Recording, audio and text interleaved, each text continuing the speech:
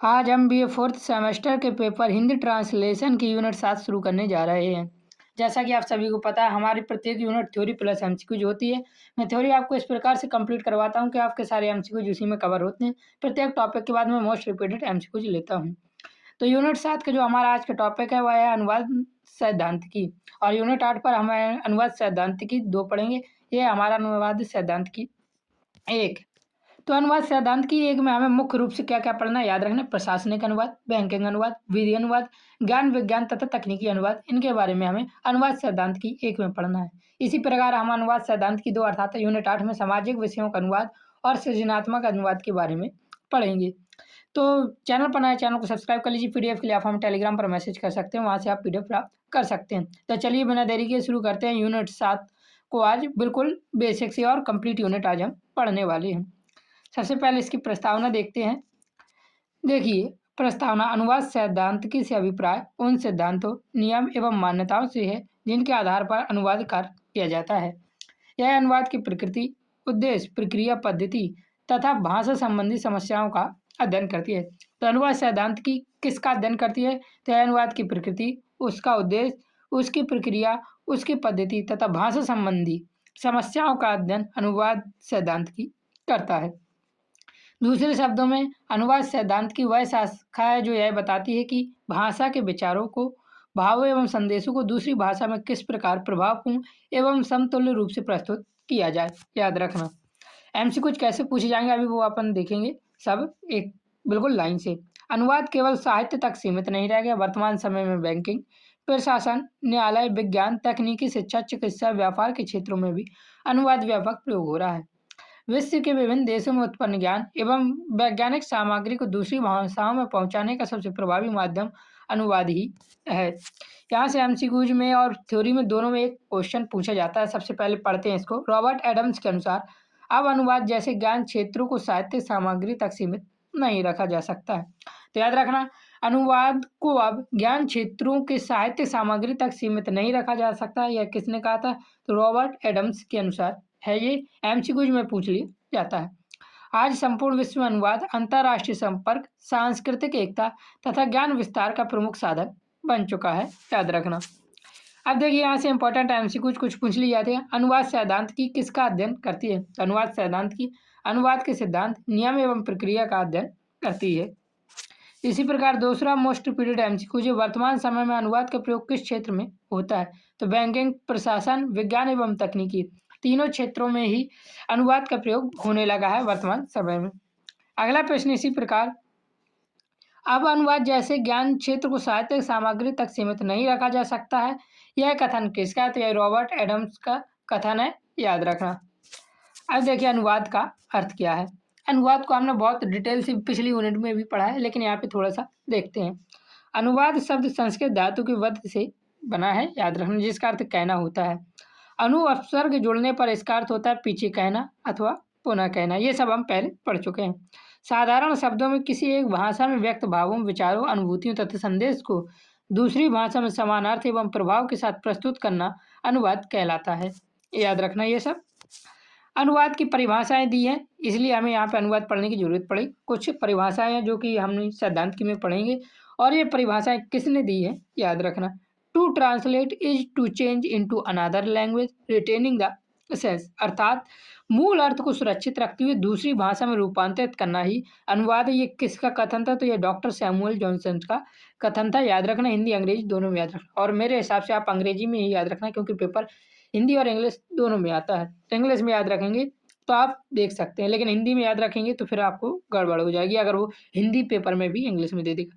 तो to translate is change into another language retaining the sense, ये कथन किसका है? तो ये डॉक्टर सैमुअल जॉनसन का कथन है। इसी प्रकार नाइडा के अनुसार अनुवाद क्या है? अनुवाद स्रोत भाषा के संदेश का निकटतम स्वाभाविक समतुल्य लक्ष्य भाषा में प्रस्तुत करना है। तो अनुवाद क्या है? स्रोत भाषा के संदेश का निकटतम स्वाभाविक समतुल्य लक्ष्य भाषा में प्रस्तुत करना अनुवाद है। ये किसके अनुसार है? तो ये नाइडा के अनुसार है। याद रखना। इसी प्रकार A.H. स्मिथ के अनुसार अनुवाद का उद्देश्य मूल रचना के अर्थ को दूसरी भाषा में सुरक्षित रखना है। तो ये किसने कहा था? A.H. स्मिथ ने कहा था। PDF के लिए टेलीग्राम पर मैसेज करें जरूर। रैजरी के अनुसार translate is a perhaps the most direct from the of the comment commentary. तो याद रखना क्या है translation. Translation is a perhaps the most direct form of commentary. इसको हिंदी में क्या कहेंगे ये हमें आप कमेंट में बताएंगे। इसी प्रकार AM मैजिनिको के अनुसार translate is a way of commenting. तो ट्रांसलेट क्या है, एक वे ऑफ कमेंटिंग का याद रखना है। इसका भी हिंदी अर्थ हमें आप कमेंट में जरूर बताएं। इसी प्रकार थॉमसन के अनुसार all translation is an act of critical interpretation, ये थॉमसन ने कहा था। तो ये सभी के अनुसार याद रखना, PDF से एक बार जरूर पढ़ के पेपर में जाना। इन परिभाषाओं से स्पष्ट होता है कि अनुवाद केवल भाषांतरण नहीं बल्कि अर्थ, भाव एवं संस्कृति का भी स्थानांतरण है। अब देखिए यहाँ से इंपॉर्टेंट MCQ जो पेपर में कई बार रिपीट हुए हैं उनको देखते हैं। अनुवाद शब्द किस धातु से बना है, तो ये तो पेपर में हर साल आता ही आता है, तो इसका सही आंसर क्या हो जाएगा, अनुवाद शब्द बद्ध धातु से बना है। इसी प्रकार दिया हुआ है अनु उपसर्ग जुड़ने पर अनुवाद का अर्थ क्या होता है, तो अनु उपसर्ग जुड़ने पर जो अनुवाद का अर्थ हो जाता है वह हो जाता है पुनः कहना अर्थ हो जाता है। अगला प्रश्न दिया हुआ है मूल अर्थ को सुरक्षित रखते हुए दूसरी भाषा में रूपांतरित करना ही अनुवाद है, यह कथन किसका है, इसका आंसर आप हमें कमेंट में जरूर बताएं। अगला प्रश्न दिया हुआ है निकटतम स्वाभाविक समतुल्य की अवधारणा किसने दी, तो निकटतम स्वाभाविक समतुल्य की अवधारणा नायडा ने दी थी, याद रखना ये। इसी प्रकार क्वेश्चन नंबर अगला हमारा दिया हुआ है or translation is an act of critical interpretation, ये कथन किसने कहा था, इसका हिंदी अर्थ आप हमें कमेंट में बताएंगे। तो ये कथन हमारा किसने कहा था, ये कहा था किसने, थॉमसन ने कहा था, याद रखना वेरी वेरी इंपॉर्टेंट है, पेपर में बार बार प्रकार पूछा गया। अब अनुवाद के प्रकार, अनुवाद के प्रकार पूछ लिए जाते हैं कितने होते हैं, तो अनुवाद को विभिन्न आधारों पर विभाजित किया जाता है। भाषा के आधार पर अनुवाद के 3 प्रकार होते हैं, अंतर्भाषिक अनुवाद, अंतर्भाषिक अनुवाद और अंतः संकेतिक अनुवाद। इन दोनों की स्पेलिंग याद रखना, अंतर्भाषिक अनुवाद, अंतर्भाषिक अनुवाद और अंतः संकेतिक अनुवाद। ये याद रखना भाषा के आधार पर 3 प्रकार के होते हैं और विषय के आधार पर 5 प्रकार के अनुवाद होते हैं, जैसे साहित्यिक अनुवाद, प्रशासनिक अनुवाद, विधिक अनुवाद, बैंकिंग अनुवाद, वैज्ञानिक एवं तकनीकी अनुवाद। साहित्यिक अनुवाद को इसकी पिछली यूनिट में हम देख चुके हैं, पहले की यूनिट में। यहाँ से हम आज देखेंगे प्रशासनिक अनुवाद, विधिक अनुवाद, बैंकिंग अनुवाद एवं वैज्ञानिक एवं तकनीकी अनुवाद के बारे। अब देखिए एक MCQ पूछ लिया जाता है भाषा के आधार पर अनुवाद के कितने प्रकार बताए गए हैं, तो भाषा के आधार मतलब किसके आधार पर कितने बताए, ये क्वेश्चन पूछे जाते हैं। तो भाषा के आधार पर 3 प्रकार बताए अनुवाद के, मैंने आपको अभी ऊपर बताया है। अब शुरुआत होती है प्रशासनिक अनुवाद से, यहीं से सबसे ज़्यादा MCQ शुरू होते हैं प्रशासनिक अनुवाद, बैंकिंग अनुवाद और वैज्ञानिक अनुवाद से। तो इनको विधिक अनुवाद से यहाँ से याद करना। कुछ अंग्रेजी शब्दों का हिंदी अर्थ भी पूछे जाते हैं, उनको मैंने लिया हुआ है और मैंने 100 शब्द ऐसे हैं जिनका हिंदी अर्थ मैंने PDF तैयार की है, आप टेलीग्राम पर मैसेज करके उन्हें प्राप्त कर सकते हैं, पेपर में वो शब्द बार बार पूछे गए। प्रशासनिक अनुवाद क्या है, सरकारी कार्यालयों एवं प्रशासनिक कार्यों में प्रयुक्त भाषा के अनुवाद को प्रशासनिक अनुवाद कहते हैं। जो सरकारी स्थानों पर और जो प्रशासन के कार्यों पर प्रयुक्त भाषा के अनुवाद को क्या कहते हैं, प्रशासनिक अनुवाद कहा जाता है।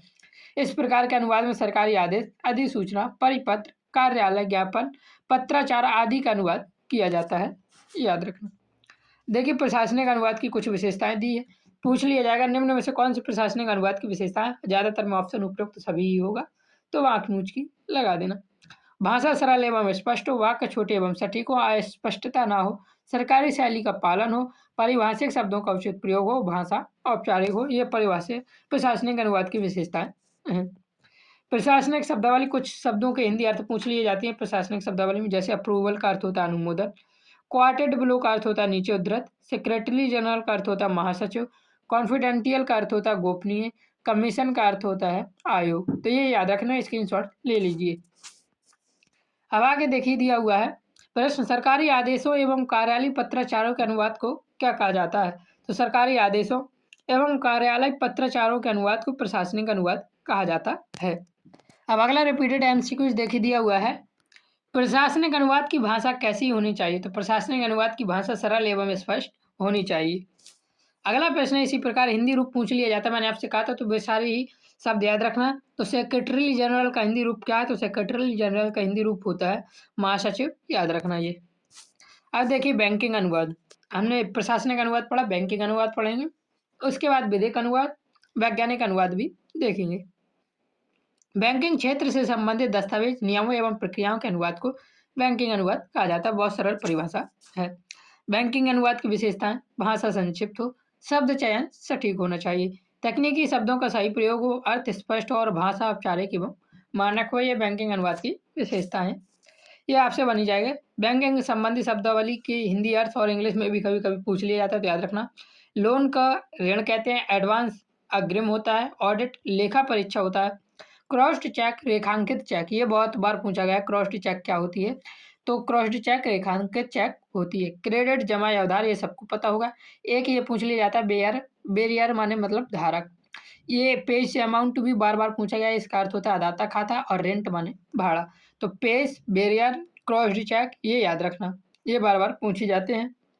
ऑडिट भी पूछ लिया जाता है, पूछे सब जाते हैं, लेकिन ये तीन मुख्य रूप से ज़्यादा रिपीट हुए हैं, याद रखना।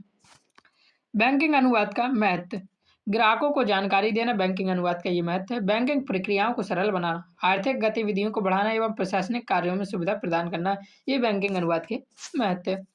एमसीक्यूज देखिए किस प्रकार से पूछ लिए जाते हैं। बैंकिंग अनुवाद में किसका विशेष ध्यान रखा जाता है, तो बैंकिंग अनुवाद में तकनीकी शब्दों का सही प्रयोग का विशेष ध्यान रखा जाता है। इसी प्रकार आगे दिया हुआ है, लोन का हिंदी रूप क्या है, तो लोन का जो हिंदी रूप होता है वो क्या होता है, ऋण होता है, सभी को पता है। और इसी प्रकार ऑडिट का हिंदी रूप क्या है, तो ऑडिट का हिंदी रूप होता है लेखा परीक्षा, याद रखना। अब आगे चलते हैं विधिक अनुवाद। विधिक अनुवाद के हम वैज्ञानिक अनुवाद पढ़ेंगे और ये हमारा चैप्टर खत्म हो जाएगा। कानून एवं न्यायालय से संबंधित अनुवाद को विधिक अनुवाद कहते हैं। सारे अनुवाद को आपको नाम से समझ में आ गया होगा, लेकिन विधिक अनुवाद थोड़ा समझ नहीं आ रहा। तो कानून एवं न्यायालय से संबंधित अनुवाद को विधिक अनुवाद कहा जाता है। यह अत्यंत जटिल एवं सावधानीपूर्ण अनुवाद माना जाता है, क्योंकि इसमें एक छोटी त्रुटि भी अर्थ को बदल सकती है। तो विधिक अनुवाद को सबसे जटिल एवं सावधानीपूर्ण अनुवाद क्यों माना जाता है, क्योंकि इसमें एक त्रुटि भी अर्थ को पूरा बदल सकती है, इसलिए विधिक अनुवाद को सबसे जटिल एवं सावधानीपूर्ण करने वाला अनुवाद माना जाता है। विधिक अनुवाद की कुछ विशेषताएं, शब्दों का निश्चित अर्थ, शाब्दिक सटीकता होती है, कानूनी शैली का पालन करना होता है, मूल आशय की रक्षा करनी होती है, अर्थात मूल अर्थ की रक्षा करनी होती है, तकनीकी शब्दावली का प्रयोग करना होता है। इसमें विधिक शब्दावली में कुछ शब्द प्रयोग होते हैं, जैसे एक्ट अधिनियम, ये आपने सुना होगा, क्लॉज धारा, सेक्शन धारा, क्लॉज का अर्थ भी धारा होता है, सेक्शन का अर्थ भी धारा होता है, ऑर्डिनेंस अध्यादेश, एवोल्यूशन उन्मूलन, प्रोसेक्यूटर अभियोजक, याद रखना, ये सारे स्क्रीनशॉट जरूर ले लेना। विधिक अनुवाद की समस्याएं, कठिन परिभाषिक शब्द होते हैं, लंबी एवं जटिल वाक्य रचना होती है, अर्थ की सुक्षमता और शब्दों की बहुअर्थकता होती है, ये इसकी कुछ समस्याएं हैं विधिक अनुवाद की। अब देखिए यहाँ से रिपीटेड एमसीक्यूज, कानून एवं न्यायालय से संबंधित अनुवाद को क्या कहा जाता है, तो कानून एवं न्यायालय से संबंधित अनुवाद को विधिक अनुवाद कहा जाता है, ये याद रखना। अगला प्रश्न है, विधिक अनुवाद की सबसे प्रमुख विशेषता क्या है, तो शाब्दिक सटीकता विधिक अनुवाद की सबसे प्रमुख विशेषता है। इसी प्रकार एक्ट का हिंदी रूप क्या है, तो एक्ट का हिंदी रूप धारा है, ये आप सभी को पता ही है। वैज्ञानिक एवं तकनीकी अनुवाद, इसके बाद हमारी यूनिट 7 खत्म, यूनिट 8 भी हम जल्दी लाएंगे। यूनिट 8 बहुत छोटी होने वाली है, क्योंकि यूनिट 8 पिछले ही यूनिट जैसे हैं, मतलब कि उसमें सिर्फ 2 ही चीज़ें हमको पढ़नी है। दो कौन सी चीज़ें पढ़नी है याद रखना हमें, उसमें सामाजिक विषयों का अनुवाद और सृजनात्मक अनुवाद थोड़ा थोड़ा सा देखना है। तो विज्ञान एवं तकनीकी विषयों से संबंधित सामग्री के अनुवाद को वैज्ञानिक एवं तकनीकी अनुवाद कहा जाता है। इसकी विशेषताएं, तथ्यात्मकता, स्पष्टता, सटीकता, संक्षिप्तता और तकनीकी शब्दों का प्रयोग, ये इसकी विशेषताएं देख लीजिए। इसी प्रकार वैज्ञानिक शब्दावली, इनको याद रख लेना, ये थोड़ा कन्फ्यूजन करते हैं वैज्ञानिक शब्दावली में। तो वायु गतिका का अंग्रेजी पर्याय क्या है, एरोडायनेमिक्स है, कर्सर का संकेतक, बार कोड स्कैनर, रेखिक कूट क्रम वीक्षक, बैकअप फाइल पूर्ति कर संचिका, ये याद करके जरूर जाना, पेपर में यहाँ से आपको फंसाया जरूर जाएगा, तो यहाँ कर लेंगे तो आप और चीज़ें तो कर ही लेंगे। इसी प्रकार आप समतुल्यता का सिद्धांत, अनुवाद में समतुल्यता का अर्थ स्रोत भाषा एवं लक्ष्य भाषा के अर्थ, प्रभाव एवं शैली की समानता बनाए रखना है। जेसी कैटफोर्ड समतुल्यता सिद्धांत के प्रमुख समर्थक माने जाते हैं। ऑप्शन में पूछ लिया जाएगा समतुल्यता सिद्धांत के प्रमुख समर्थक कौन है, तो याद रखना जेसी कैटफोर्ड है, और नायडा के निकटतम स्वाभाविक समतुल्य की अवधारणा प्रस्तुत की। तो नायडा ने कौन सी अवधारणा प्रस्तुत की, तो निकटतम स्वाभाविक समतुल्य की अवधारणा प्रस्तुत की है नायडा ने। समतुल्यता के स्तर के नाम याद रख लीजिए, बस इसमें कुछ ज़्यादा नहीं पढ़ना, शब्द स्तर, वाक्य स्तर, अर्थ स्तर और शैली स्तर। इसी प्रकार के समतुल्यता का महत्व, एक बार मूल भाव सुरक्षित रहता है, पाठक पर समान प्रभाव पड़ता है, भाषा स्वाभाविक बनती है, संप्रेषण प्रभावी होता है। अब इतना पढ़ते पढ़ते आपको ये समझ में आ गया होगा हिंदी में हम कैसे सब होना है, तो आप यहाँ से अब 100% स्कोर करने के लिए तैयार हो चुके हैं। भाषा एवं संप्रेषण, भाषा विचारों के अभिव्यक्ति के माध्यम अनुवाद में संप्रेषण अत्यंत आवश्यक होती है। यदि अनुवाद पाठक तक सही संदेश नहीं पहुंचा पाता तो वह सफल नहीं माना जाएगा। यहाँ कुछ याद रख लेना। आई रिचर्ड्स ने भाषा के विभिन्न प्रयोगों का उल्लेख करते हुए संप्रेषण को भाषा का मुख्य उद्देश्य माना है। जब किसने संप्रेषण को भाषा का मुख्य उद्देश्य माना है तो आई रिचर्ड्स ने माना है। ये थोड़ा तथ्य याद करने वाला है, इसे याद करके जरूर जाना। कंक्लूजन देखिए और उसके बाद हमारी ये क्लास समाप्त होगी। पीडीएफ के लिए टेलीग्राम पर मैसेज करें। फ्री पे पीडीएफ नहीं मिलता, पीडीएफ पेड में है, इसलिए फ्री के लिए मैसेज बिल्कुल ना करें। कितना पेमेंट करना है आपको मैं टेलीग्राम पर बता दूंगा। निष्कर्ष से देखिए, अनुवाद आधुनिक युग की अनिवार्य आवश्यकता बन चुका है। केवल भाषांतरण नहीं बल्कि ज्ञान, संस्कृति, विज्ञान एवं विचारों के आदान प्रदान का प्रभावी माध्यम। अब आपका पेपर चाहे थ्योरी का हो, एमसीक्यूज का हो, आप 100% स्कोर कर पाएंगे। चैनल पर नए सब्सक्राइब कर लीजिए, बेल आइकन भी दबा लीजिए। जय हिंद, जय भारत, राधे राधे। टेलीग्राम पर मैसेज करना ना भूलें पीडीएफ के लिए।